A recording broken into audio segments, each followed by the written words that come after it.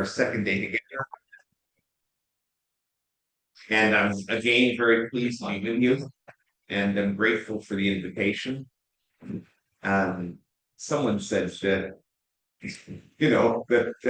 that they checked around about me, and someone said, it's hard to get. You must have some pull up here to get him on your calendar." Well, it doesn't take a lot of pull to get me to come to Amherst. I have a very, very fond memory of Amherst. And it doesn't take a lot of pull to get me to be in a collection of people of faith. So I really consider it an honor and a privilege to be here, and I'm grateful for those who joined us online. And though it's a small number online, I know it'll be a large number of people who will come to the Canadian Association of Baptist Freedoms to review this material. So you will have a large audience for this, and I'm very conscious of that as I'm standing here with you. So last evening, I spent time reflecting on the idea of freedom. And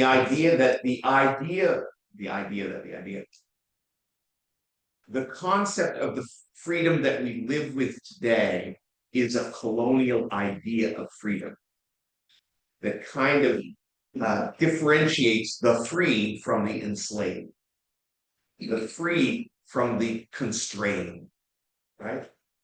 Those who live with liberty and those who are imprisoned. And that dichotomous way of thinking about freedom, I suggested to you, is not the original idea. But that freedom is living in a state of profound awareness of our belovedness. And that to be loved is to be free. Because that love provides us a shelter from the doubt, a shelter from the self-recrimination, the voice inside of us that tells us that we're not good enough, that we're not worthy enough. That voice that is amplified, or perhaps that echoes the voice of the accuser that tells us these things, that voice that we first encountered in the garden that told us or suggested to us that we were naked and no longer worthy to be walking in fellowship with God. And so today, I want to expand on that and say, well, then if we are free, if we are beloved, if we have innate and unchangeable state of profound beloved, what does that mean? What is the command of freedom on our life once we comprehend and apprehend our sense of freedom? Now, admittedly, my thoughts today are perhaps less worked out than my thoughts last evening. This is a work in progress that started with a meditation that came with the invitation. And so when I sit down, it won't be over. I'll continue to be developing these thoughts. But I'm happy to be with you and to be working through them. And like last night, perhaps after I've spoken for a little bit, and I'll try to be conscious of the time. After I've been speaking for a little bit, will engage in some conversation on this theme of the command of freedom. But as we begin, let's just bow our heads. Creator God, again, we thank you for the many blessings you so graciously give and for assembling us here today. Those who are here present in the room, those who are online, and those who will hear these words as they come to the Canadian Association for Baptist Freedoms for guidance and for comfort and for fellowship as they are working out their faith. We pray that these words, the time we share, will be a blessing, a comfort, and a motivation in the lives of all who hear. We pray this in your word. Amen. So freedom, belovedness is our natural state. It is a state that is a part of our being as a result of the fact that we are creatures of a loving creator. We live in this state in unison with all of creation. And though sin and corruption has tainted it and has caused us to feel disconnection from God, unworthy, and shameful, that original state is still there. Perhaps like a tarnished orb, it's there, but it doesn't need much polish for it to shine again like it was in its original state, or so that is my belief. So, if that is true, that belovedness is our natural state, and it has been tarnished and interrupted by what we say in the Christian space is the presence of the introduction of sin in the world. How do we get back to that state? Well, I was impressed by, and as I was thinking about the work of Mary Gordon, I don't know if people know Mary Gordon's work. People who work in education, cataract talk a little bit, you'll remember that Mary Gordon is a person from Ontario, a woman from Ontario, who created the program Roots to Empathy. Now, Roots to Empathy was a program designed to teach elementary school children, and even later on, they worked with middle school children, empathy. The idea being that the brutishness that we sometimes see in children, the aggression that we see in children, the anger, the violence even that we see in children is a result of disconnectedness. We could call it attachment problems, a lack of empathy. And so this program, Roots to Empathy, was designed to educate young children about empathy and to put them in a laboratory for the development of empathy. And the teacher in the laboratory was an infant. So the program partners with pregnant women, pregnant persons, and that person comes to class and interacts with young children. And over time, the children go through the process of watching and being in conversation with this person who gives birth and then brings the child into the classroom. And over the months of the program, the children get to interact with an infant while being instructed on empathy. Now, why would we use babies to teach us about empathy? Why is the infant the teacher? Well, I have a theory about that, and I think that Mary Gordon would probably have a theory about that, but she's not here, so you're stuck with me. So my theory is this, that human infants are among the most fragile creatures on the planet. You know, even the infants, the babies of marsupials, which are born like baby kangaroos, are born in a premature fetal state. And yet baby kangaroos actually have to make their way from the womb and crawl up to fur and into the pouch where there is a nipple that they can latch onto, and that's where the baby kangaroo finishes its development. it is still a fetus until it begins to poke its head out of that pouch. And yet that baby kangaroo has more capacity for survival than a baby infant. It actually has to make its way to the pouch. I was watching baby chicks being tipping and zipping their way out of the shell. People who've raised chickens have seen that. And that little thing, it comes out of the shell exhausted and wet. But within hours, it's up peeping and looking for something to drink and something to eat. A baby infant, not so much. Human babies are dependent for how long? 6 months? 2 years? 8 years? 32 years? It keeps extending because of the economy, but there is a dependence that baby humans have. And so I believe that human babies are born with only one survival skill.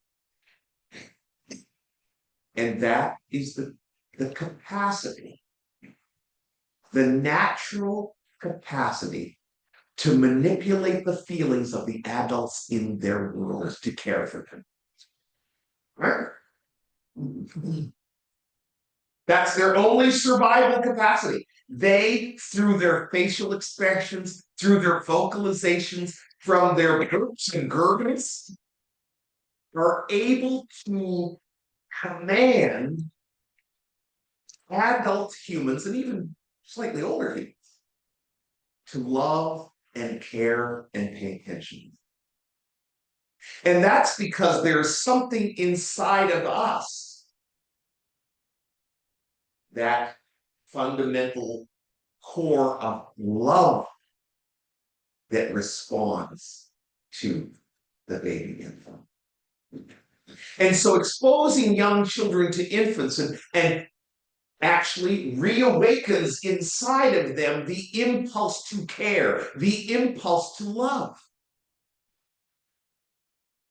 And this is empathy.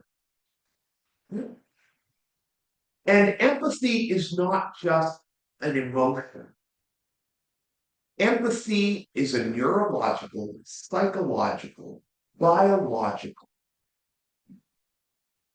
impulse with which we are born that calls us into relationship with each other. Those who are parents would know this, and even those who have cared for, been in the presence of younger children or had to care of younger children would know this, that you can wake from a sleep not knowing why you've wakened, and then only after you wake, you realize you can hear your baby stir. And somewhere in your subconscious mind, even if you were, prior to being a parent, were a sound sleeper, somewhere in your body is an alarm that is tuned to that frequency. And you are driven to care. It's a natural impulse. Right? Long after my daughter, I had this experience more with my daughter than with my son, but long after my daughter was grown, if I was in the mall and I heard a baby cry at my daughter's old frequency, my belly started to churn. And I started looking for my daughter, who of course is grown and elsewhere, but I could still feel the impulse to wish to care for her. That is empathy.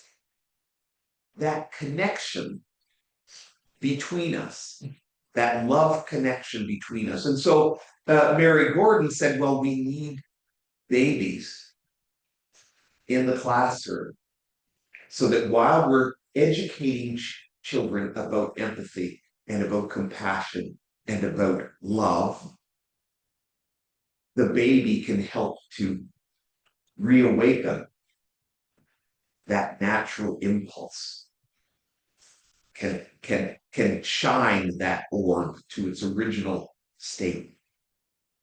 Because sadly, in our world today, very young children, by our lack of care for them, and I say our collective lack of care for them. I'm not blaming parents in this matter. I'm a former director of child welfare, and I have never met a parent that did not love their children. But unfortunately, the circumstances of this universe, and like I say, from a Christian perspective, the presence of sin in it has corrupted and harmed us to such an extent that we are not caring for each other. We're not caring for vulnerable parents. And those vulnerable parents are unable at times to shield even their young children from the harshness that can be the world that we live in. And so children can grow up with a tainted sense of their belovedness, with a tainted sense, and it can lead to aggression and hostility.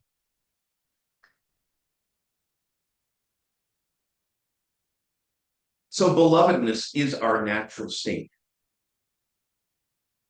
And we know that because we have these natural impulses to care and to love.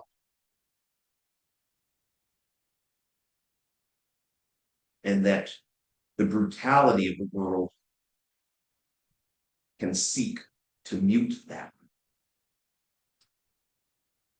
Our initial state of belovedness is not naturally prone to violence. Our initial state of belovedness that connects us with each other and sees the God in you and in creation around us is not naturally prone to violence. Violence is either trained in us or comes from our reaction to being treated violently. I'm a social scientist. I used to train therapists. I still do a little of that. I'm working in criminology now these days. I'm marketing myself as a criminologist because that's where the job is. But I'm a therapist and I've worked in other spaces. And when I used to teach folks around this principle, I used to do an exercise that I wouldn't do here. That I would stand at the front of the room and I would invite people, students, to come up to the front of the room, and in full view of the class, I would invite them to strike me in the stomach with all of their might. Now, I told you yesterday I grew up in a poor Black neighborhood. My brothers were the toughest kids in the neighborhood. I was allowed to be soft because I had older brothers who were the toughest kids in the neighborhood. So I didn't have to fight. They saw me coming and they just parted ways. That's Richard's brother, not Stuart's brother. We're not going to mess with him. But I'm feeling confident in my athleticism and my strength of my, and I would invite students to come and punch me with all. The social exercise is in recognizing that even the students who volunteer for the exercise can't do it. You can see them pulling their punch. Even when instructed, even when they understand the exercise, it is almost impossible for an individual who's in an undergraduate class who has survived the reality of the world enough, who has been nurtured enough to be able to be sitting in that privileged place. It's almost impossible for them to wind up and strike me with all of their might. There is something in the program that resists perpetrating that kind of violence.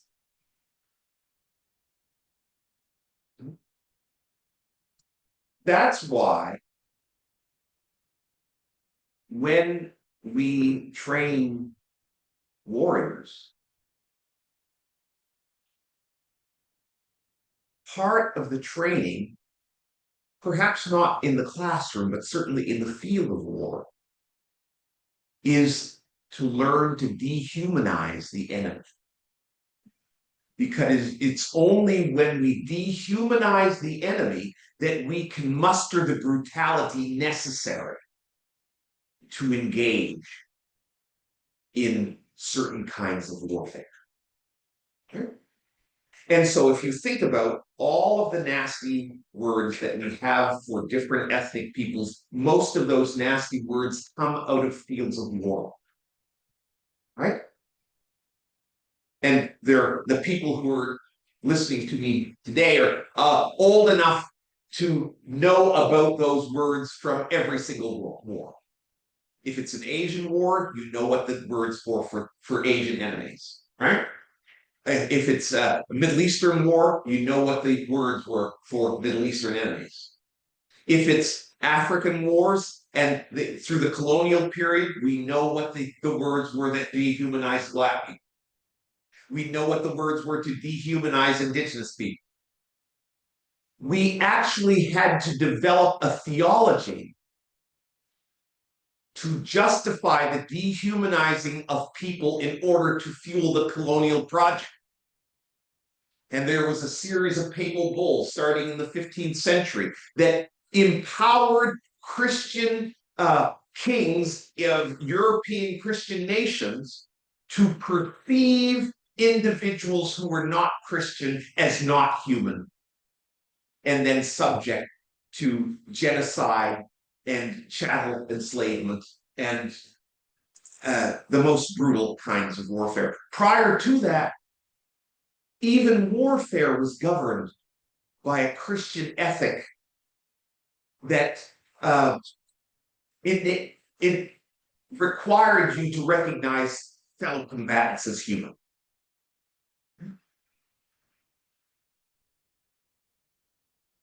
So our initial state of belovedness is not naturally prone to violence, and we, through either violently perpetrating each other or through creation of theologies and philosophies that justify the dehumanizing of others, we have been able to bring violence into our repertoire of behavior with which we interact with each other.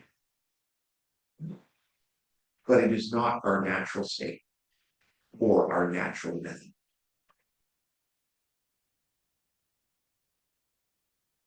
Might seem a little random working through these thoughts. It will land, I hope. The other thing that we need to understand that there's a fundamental dilemma. If we believe that our natural state is the state of belovedness, a free state,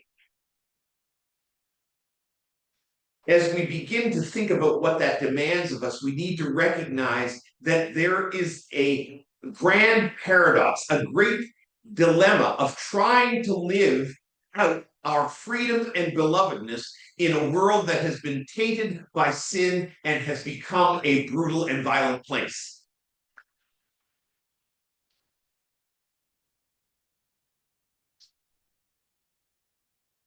Love and freedom cannot be naive.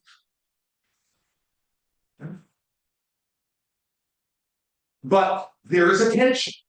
How do I live out this belovedness, this freedom in a world where there are threats, where there are people who don't believe in this belovedness, in this freedom? And it reminds me of a story that was told by Molefi Asante. And Molefi Asante is one of the early American academics who developed the theory of Afrocentricity. The idea that people of African descent should really be thinking about putting the welfare of African people in the center of their personal philosophies to see history through the lens of African peoples, to think about the ambitions and the needs of African peoples, this Afrocentricity, which of course does have a more generous global idea, but at its center is Black people need to focus on Black people's wellness. And we need to build community first among Black people. And Malefius said, when he was an early in his development of this theory, and he was building within himself this kind of beautiful love for Black people and the desire for Black people to live in harmony and unity with each other, and that we should be existing in this state of just loving on each other. He was driving down the street in some major city, and he saw two Black men fighting on the street corner, and then running down an alley. And he pulled over in the car, and he parked his car, and he leapt into his car, and he said he needed to go, and he needed to tell these brothers that they shouldn't be fighting because they are brothers. And as he started to, he realized, he said, maybe these brothers aren't Afrocentric. Maybe I need to get back in my car. Love can't be naive, right? Love shouldn't chase armed combatants into an alley to try to preach love and brotherly kindness. So it was just, but this is the dilemma, isn't it? How to live in a world that's brutal with a profound sense of love as the fundamental principle in our fundamental identity, freedom, and the universal nature of that. Love is not naive, but it does have to be courageous and wise. Wise as serpents, harmless as doves. Another thought that I've had on the way to thinking about what is the command of freedom on our lives today is the idea that brutal repression and the desire to force on our will on others is rooted in the belief that the world is brutish and cruel, and the belief that there is scarcity. And so we oppress and we force in order to protect and to gather resources, believing that if we do not do so, there will not be enough for us. If you think about it, we can be very brutally competitive on our children's behalf. Because we want the best for our children, we will get up early on the day, when as parents, the local recreation center will tell you, okay, registration for the programs begin at 12 p.m. on Thursday. So those of us who are more privileged will clear our calendars from 11 a.m. to 1 p.m. and we'll be the first at our computers competing for the spaces so that our kids can get into the recreation program. And once we secure our kids' space, we go, oh, I'm glad. Oh, that's one of the greatest challenges of modern parenting is registering your kids for things. Right? But underneath that ethic is the desire to protect and care for my kids. And where is the energy that I'm expending to make sure that there are enough spaces for all? My behavior is rooted in the belief in scarcity. And the brutality of the competitiveness that I'm displaying is out of my desire to protect my children, as if my empathy and my love stops at the boundaries of the walls of this home.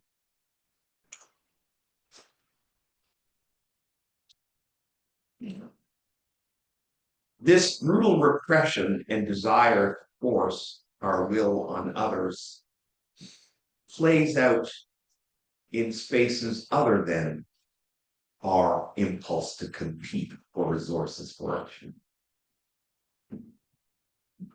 It plays out in our relationships.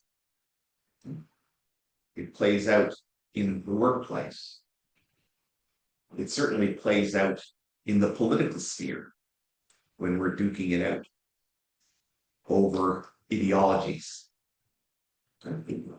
It plays out in our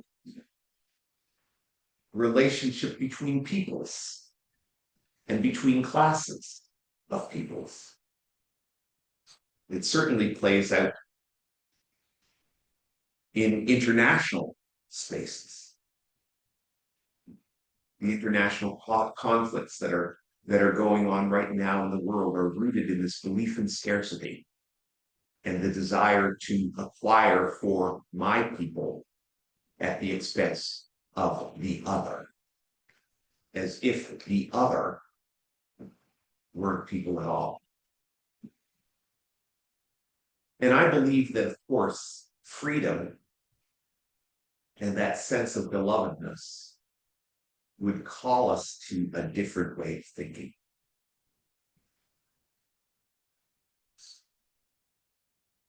So when we come down to it, we think about what does freedom require from us. There are two texts. There are two common texts. So there's nothing profound or new in these. But of course, first, whenever we think of what is required of us, we go to the text Micah 6:8. Right? That's the text that everybody goes to in the Bible to think about what does the Lord require of you. So so he has shown thee, O man, what is good. And what does the Lord require of thee but to do justly and to love mercy and to walk humbly with your God. Now let's just review those three things. To do justly. We have to be careful of that, because in the idea that we are commanded to do justly, we can misinterpret that as a command to mete out justice. Do you see the difference in the language? Right? This is not a command to prosecute evil and to punish those who've done wrong. Right? That's not what's going on. This is a command that we should live justly.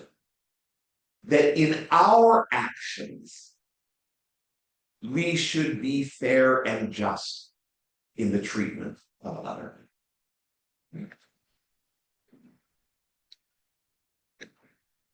There is a carceral ethos that has infected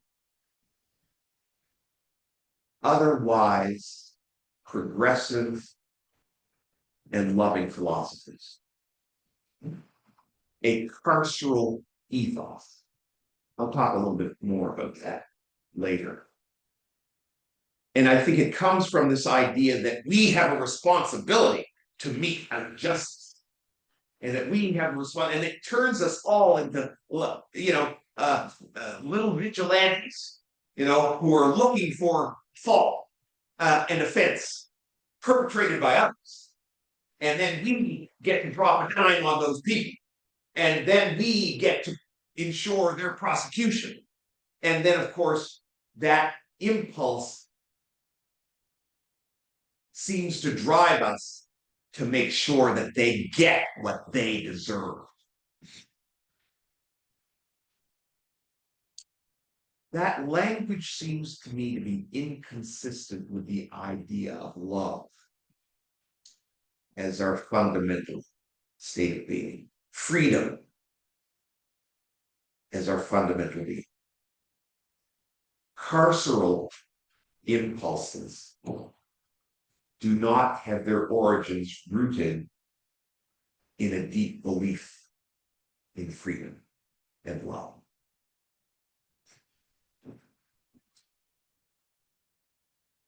To love, to do justly, to love mercy. What is mercy but love? Mercy is the extension of grace and kindness when it's needed, not when it's deserved.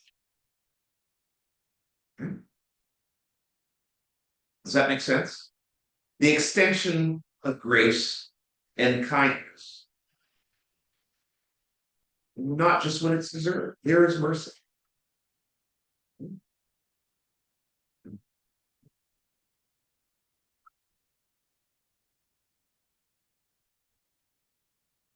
Again, there is a paradox, a great dilemma of living out that philosophy, that command on our lives in a world that is brutal and violent. Because if you've ever lost a loved one to violence,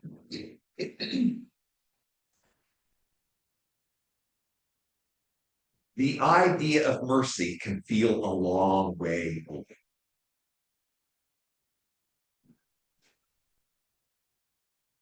I lost a sister in violence. She was brutally murdered in Halifax in my graduating year of high school.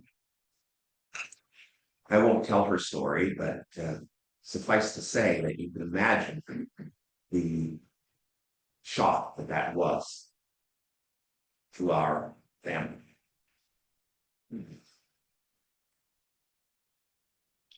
But somehow in all of that, the fog of grief and chaos that followed, during the prosecution of her murderer, I was able to see the anguish in the face of the mother of my sister's perpetrator. And something happened inside of me that connected with her. And I wanted her pain to be less. Right? I wasn't evolved enough to have mercy and kind thoughts towards the perpetrator of my my sister's. I wasn't that evolved yet.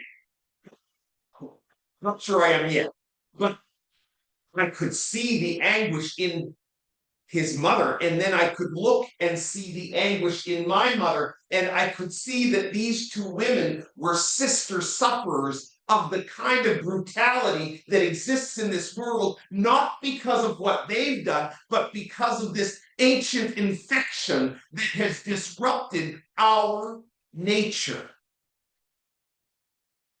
And in that sense, we were all fellow sufferers. And in that moment, I was able to feel compassion and empathy and wish to extend mercy.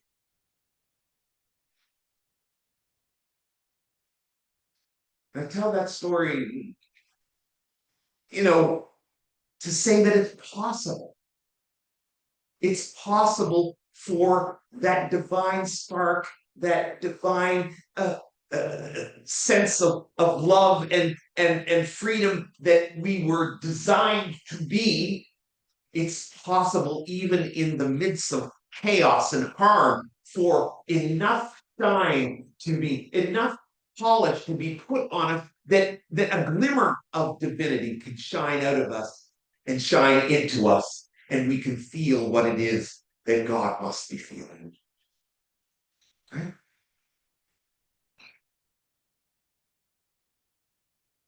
I believe that freedom demands mercy, calls us to mercy.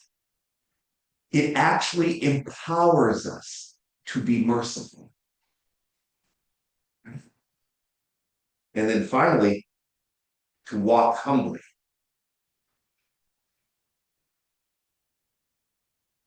Humility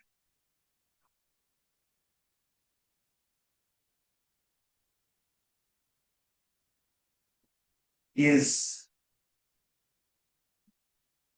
a gracious state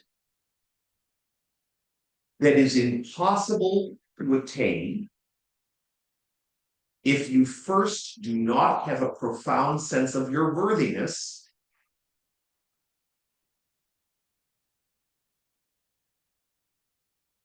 and second, are not prone to the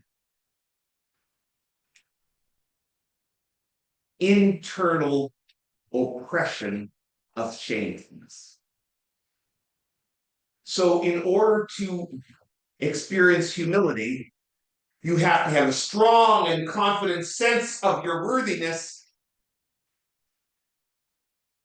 because otherwise, humility is not humility. It's some form of groveling. Right? But it's only when you know who you are that you can humble yourself. But in order to be humble, you also can't have a sense of shamefulness, because when you humble yourself, what will happen is the act of humility will trigger your sense of shame and will cause the act of humility to cause resentment. Right? So humility requires this polarity of things, this profound sense of your awareness, but an ability to be humble without feeling shame, without feeling unworthy, without feeling harm, without feeling like the injuries of your past are resonating in the act.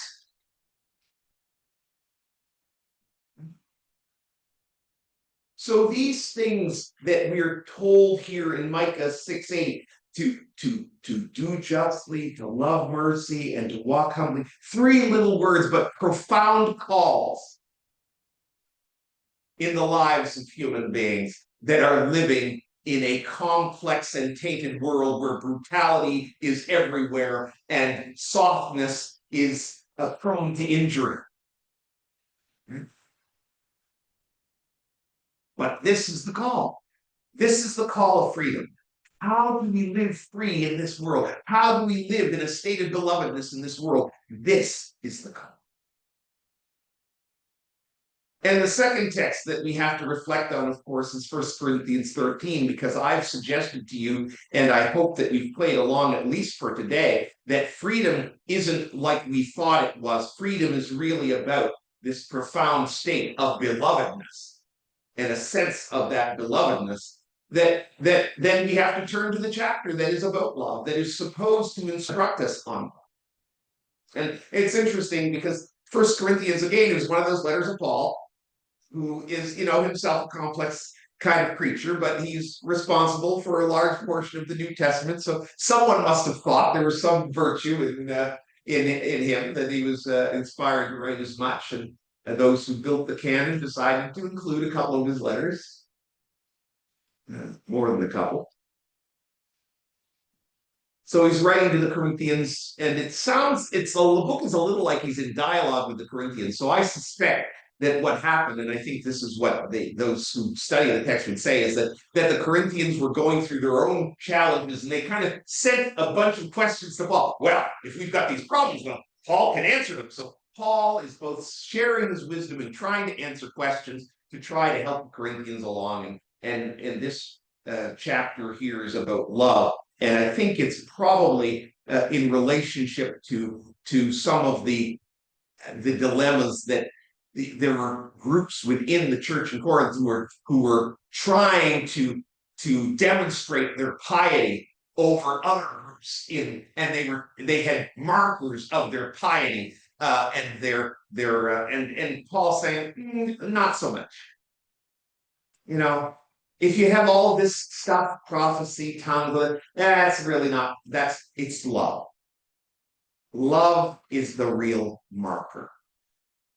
And then he spells out for us what the disposition of that beloved state, right? And I had this on my tablet in another version but of course I left that behind. Brought all my glasses, so I didn't bring the text to read them with me. So he says this: charity or love, I'll just put the word in love. Love suffers long. Love is patient. Love is kind. We'll read through the list. Love is patient and kind. Love doesn't envy. Love doesn't puff itself up. Doesn't vaunt itself over others. It doesn't behave unseemly. It doesn't seek its own ends. It's not easily provoked. Ooh, there's one. Love is not easily provoked. It thinks no evil. Love does not rejoice in iniquity, but rejoices in truth. It bears all things, it believes all things, it hopes all things, it endures all things. Love never fades.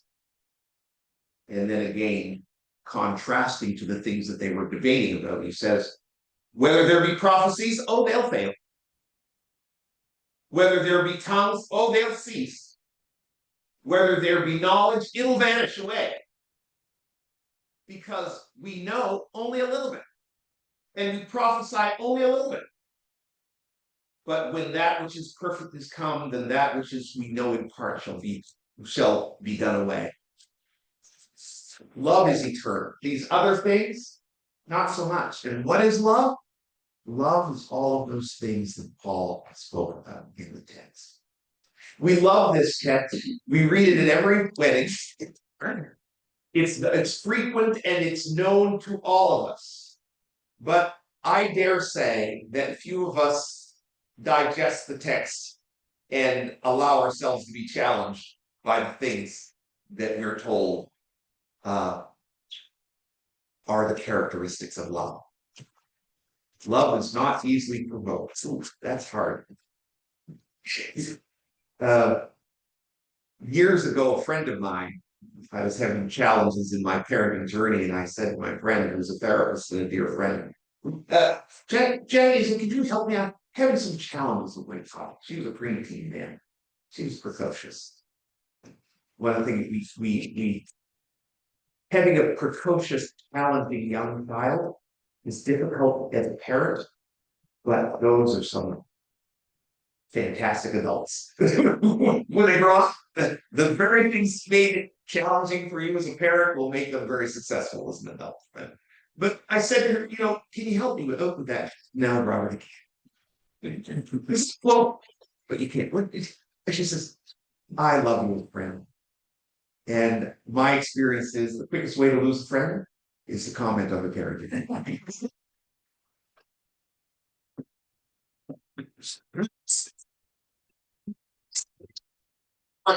Like consuming.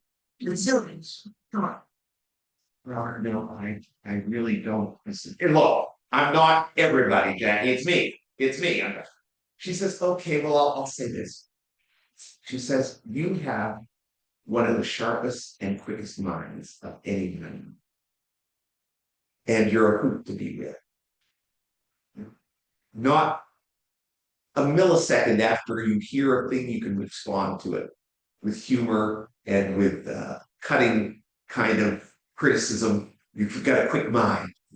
And that makes you great at a party, and it makes you a witty conversationalist, and makes you a great speaker and all that kind of stuff. But you're slicing your daughter.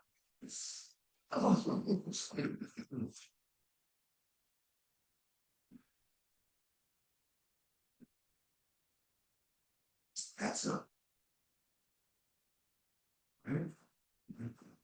That's not love. Jackie and I are still friends. Okay. But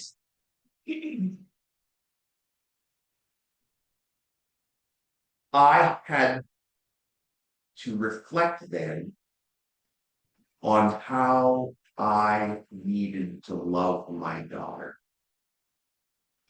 and what the love was she required from me, which required me to slow down and to be more gentle in my responses to her. That's why when it says love is not easily provoked, I went, that's hard for me. It's hard for me to sit and listen. You know that saying, the person who doesn't suffer fools gladly.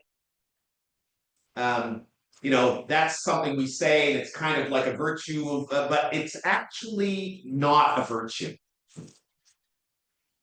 Love gives space and time for fools. In the same way, it gives space and kind attention to children. Because, how else are the fools going to come along if they're only met with brutal criticism? Not that children are fools, but so you go through the light. Love is patient and it's kind. It doesn't envy. It doesn't envy because love does not believe in scarcity. Right? Love does not believe in scarcity. Love can be generously, exuberantly happy for you in what you have, because love says, I'm living. Right? The vehicle I drive, by the grace of God, is good enough. I don't need your car. Right? The home that I'm living in, by the grace of God, is good enough. I don't need your home. I don't need your job. I don't need your food. I don't need your relationship. Love doesn't envy because love is already filled up with a profound sense of love, belovedness, and sufficiency. If we are prone to envy, the goal then is not to train yourself out of envy, but to shine up your loveliness, to reconnect with that divine creation of perfection and goodness that is your innate state.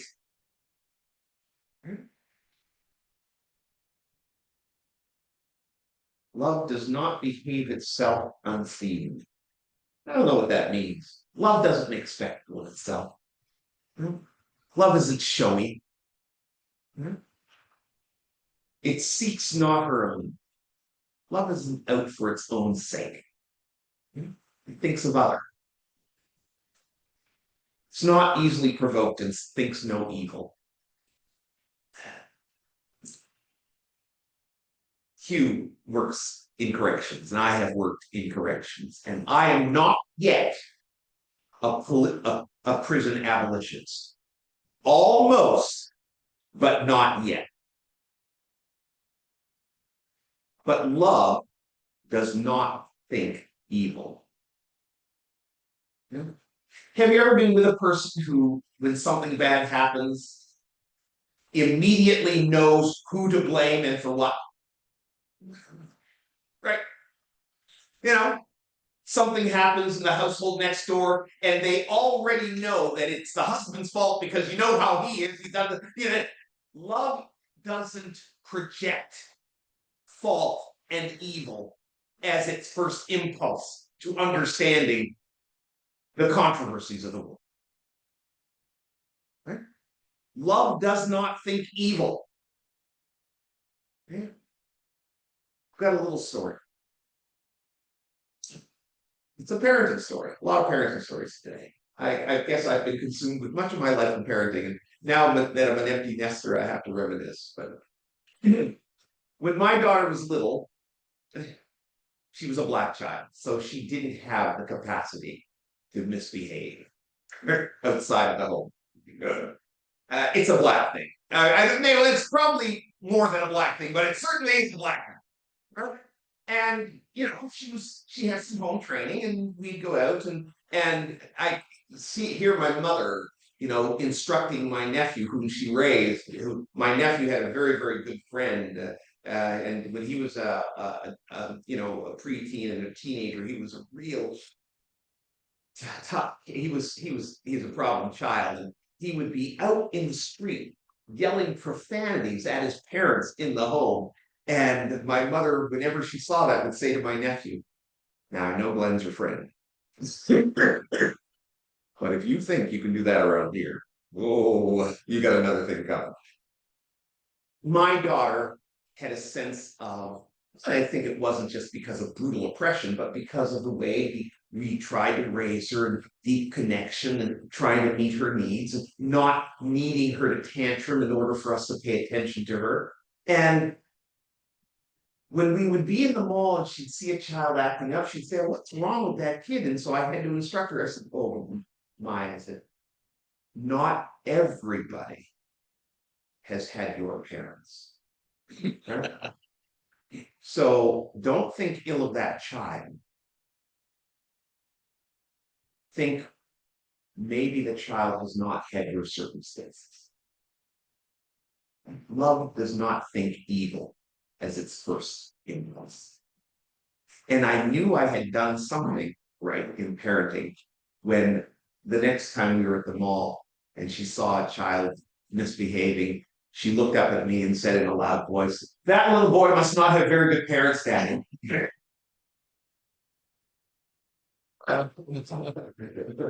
She, the sense of history, but but her first impulse was not to think evil of the child. You see, but to think about the circumstances of the child. I think in the world of corrections, when we think about how we respond to people who are creating harm in our society, that our first impulse is to say there is evil. And not to say, here's a wounded individual whose loveliness has been occluded by the conditions of the brutal world in which they're living. How can we help them to shine? Instead, we want to incarcerate them and punish them for the harm that they have perpetrated. Love does not think evil.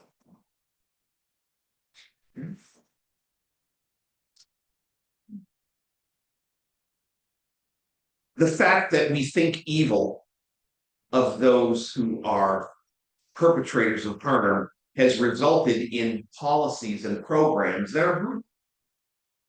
And it has resulted in ideas of carceral Christianity.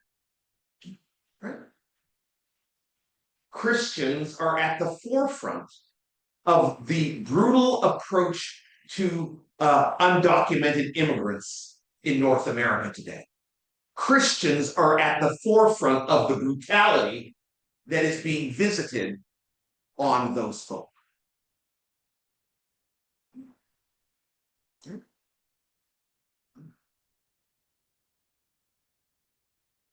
Feminism, which is a emancipatory theory and philosophy that is about addressing the brutal and the historical oppression of women can have a carceral element. And so there is this thing, carceral feminist, feminism, the idea of what is our response to intimate partner violence and sexual violence. A policy that treats men with pro-arrest, pro-charge, pro-prosecution, and hopefully even incarceration as the solution to the brutal treatment of women by men. Now, don't get me wrong. I applaud feminism for putting the issues of sexual violence and intimate partner violence on the table, because before women drove that agenda, it was like drunk driving. It was just something everybody did, and it was nobody's business. Right? But the carceral approach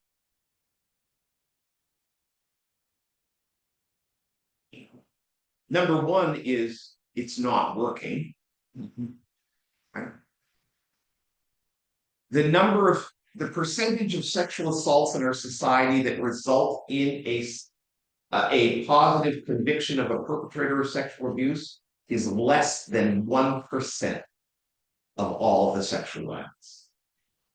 So if we triple, quadruple, increase by tenfold our effectiveness in addressing sexual violence through a carceral system, we would get maybe to 5% of offenses.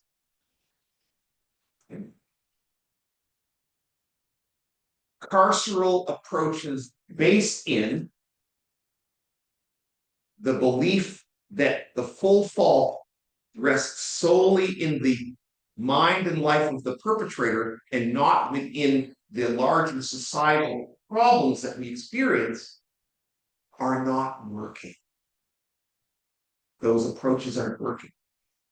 It's one of the reasons why in my practice and in the clinic that I founded, we take a men's health approach to treating perpetrators of intimate partner violence and sexual violence. Believing that somewhere within the perpetrator is a loveliness, a belovedness that has been tainted by the brutal world. And that if we can help to shine that up, we can engender in the person empathy, the empathy that has been erased or occluded at least by the brutal treatment that that individual has experienced at the hands of them. Our carceral approach to these problems is the reason why, like I said, I'm not yet a prison abolitionist, but it's the reason why our prisons look like places where we would cage rabid animals instead of institutions of healing for the treatment of those who have been harmed and need to be restored to community. I believe that love, that freedom calls us to treat those who perpetrate harm in that kind of manner.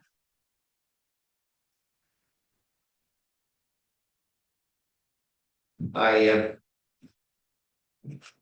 could maybe just a couple more. We'll go through them.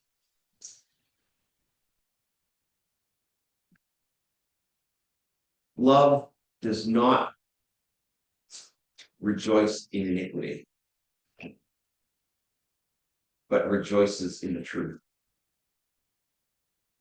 It bears all things, it believes all things, it hopes all things, it endures all things. Now I said I had older brothers, so I can grow up soft. Love isn't soft, it's pretty tough. Love and freedom is the capacity to continue to believe in the principles of love and freedom, even when the world is trying to convince you that another way is better. Look at all the crime. We need to get tough on crime. No, we don't. Right? We need to get gentler on humans.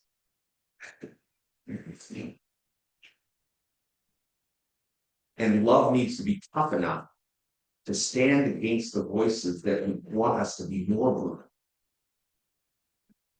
Love has to be strong.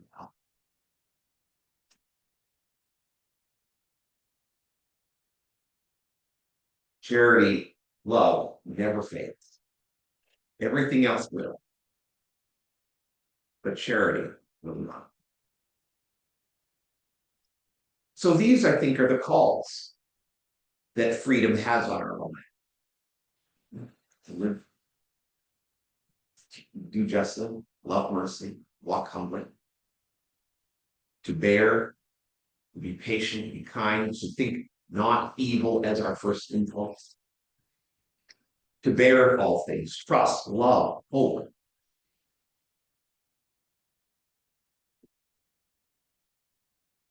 So perhaps I haven't left you with a prescription of all of the concrete things that love would require from you in 2025 in North America.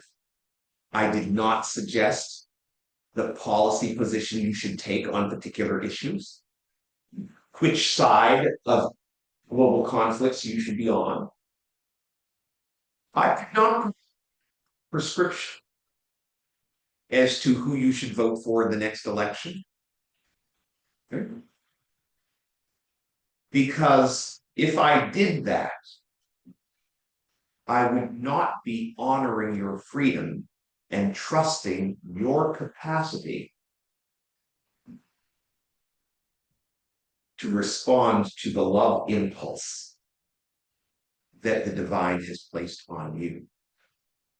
And if I had given you a prescription and you had thought, oh, that guy's really good, he came here, he spent these things, then you would have launched into a program of activity to line up to do all the things that I told you today were the right things to do. And that would be the opposite of freedom. Right? What is this? Canadian Association for Baptist Freedom?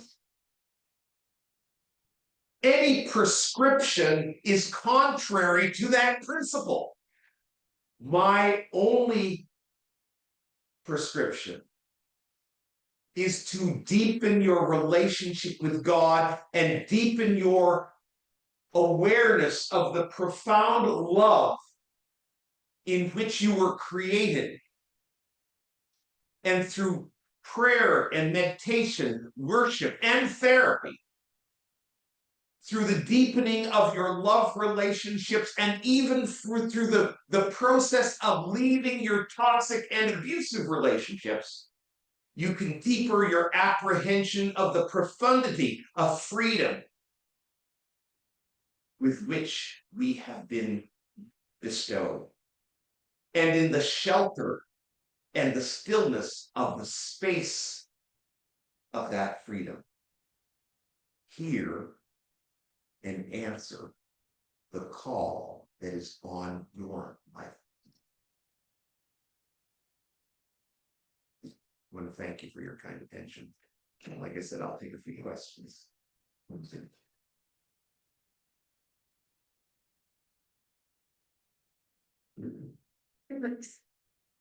Not work. Yes, Robert, for a while there, I thought I was hearing Charlie Taylor. That's a very good thing. Very good. And I want to say just that you sparked in me a great pride of the Cumberland County Transition Association, which has had a men's program for 30 years, 40 years, I don't know how long. Yeah. And it has moved from the idea of blaming men and getting them to confess all their sins and so on into helping them become whole people. Yes. And it's a very good program, Yes. and I'm proud to be part of it. It's wonderful to hear you. Just one. Thank you. Very well. Thank you. Humbled by the comparison.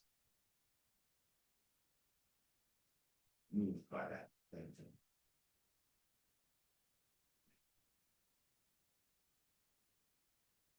Any thoughts, feelings, reflections, criticisms? So I'm wearing a black shirt today. My first, yes. I'm have a similar feeling that Ed has expressed on one issue around the importance of your address to us and talking with us about the foundational pieces of the Canadian Association of Baptist Readers. I have not been in my confession, I have not been as energized a member of the CABF, but I've been doing other things that are related in this forward. I found this to be very profound reflection on some very important fundamentals for CABF, and so I'm most grateful for you shared your experience with us and your insights, and feel that this is one of the most important messages that have been brought to us in the more than 50 years, that 55 years that we have been both the United Baptist Fellowship and the Canadian Association of Baptist Freedoms now, and a good time for us to hear that fundamental set of reflections and to adhere to the essence of what you're saying to us. But thank you. Thank you, Jim. Yes. Speaking very personally, when I was a kid growing up in the environment, it's a lot of violence and a lot of unlove. Yes. And I went through some tremendous upheaval. Yeah. Just because I felt it. Yeah. And listening to what you're saying, it just broadened the context of my understanding of that experience. Yeah, it's I'm 58 years old, but my mother, much older, was a Black woman of a certain age at a time that was brutal for Black people in this province. Now, many of us, women, have just passed from a time, and some would say are still passing through a time, that society is brutal to women. And don't misunderstand me when I say this, that though men, and I'll be more specific, though white men have been extremely privileged in this society and have been in charge of everything in terms of the resources, this society has actually been brutal to white men as well. Right? When we think about their spiritual development and their emotional development and their sense of loveliness, their sense of freedom, we are all fellow sufferers. And that doesn't mean we can't call out those classes of people that have historically been responsible for oppression. But those are the principalities and powers that are at work around us and in us. That is not the individual who is a child of God who suffers their own injuries and acts out of those injuries. We need to see each other. We need to see God in each other. It's profound and it's paradoxical. I warned you about that. But that is the call. That is the call. Rusty has commented to you. A couple of thoughts running through my mind that were inspired by your lecture of CABF. We need to increasingly move to define ourselves not as who we are not, but who we are becoming. Freedom is not from enslavement, but for and toward love. We live out our freedoms, not defined by who our member churches were once associated with, but who we are becoming together, the freedom of Christ's love. CABF has an important voice in global Baptist life, Baptists who call one another out of shame and free all people to live a life of love in the Lord. Thank you for that, Chris.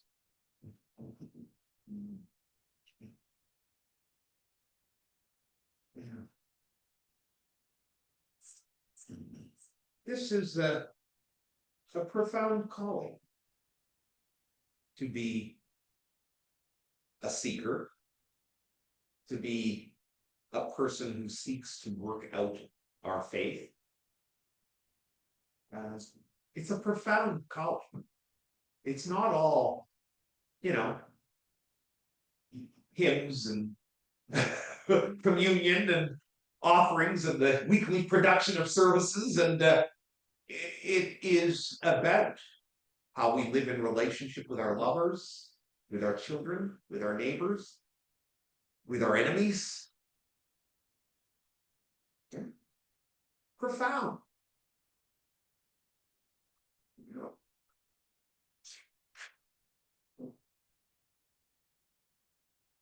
So I'll leave you with that. And like I said,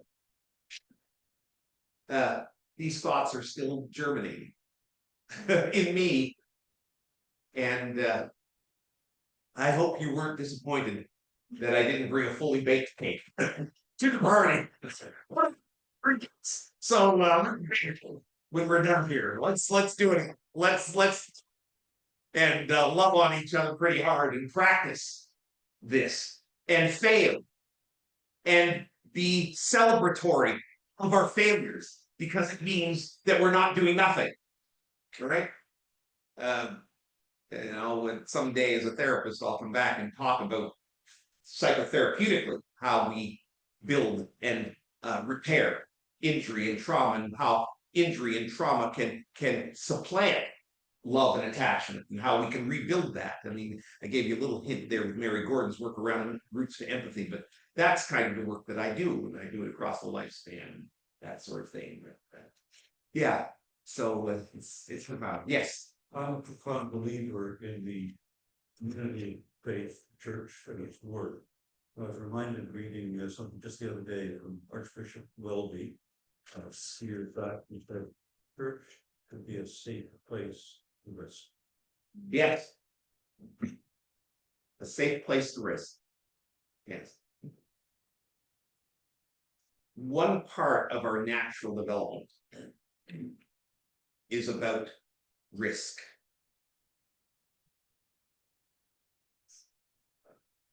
In our toddler years into our middle school years, I teach this with my therapy clients and say, how do you teach a child to walk? How do you teach a child to walk? You put them on their feet, you let them go, you step away, and you beckon them to come. Right? If in infancy that child has learned that they are loved and protected, they will have the courage to risk. Right? Right? And they will stumble forward and faceplant and start to cry.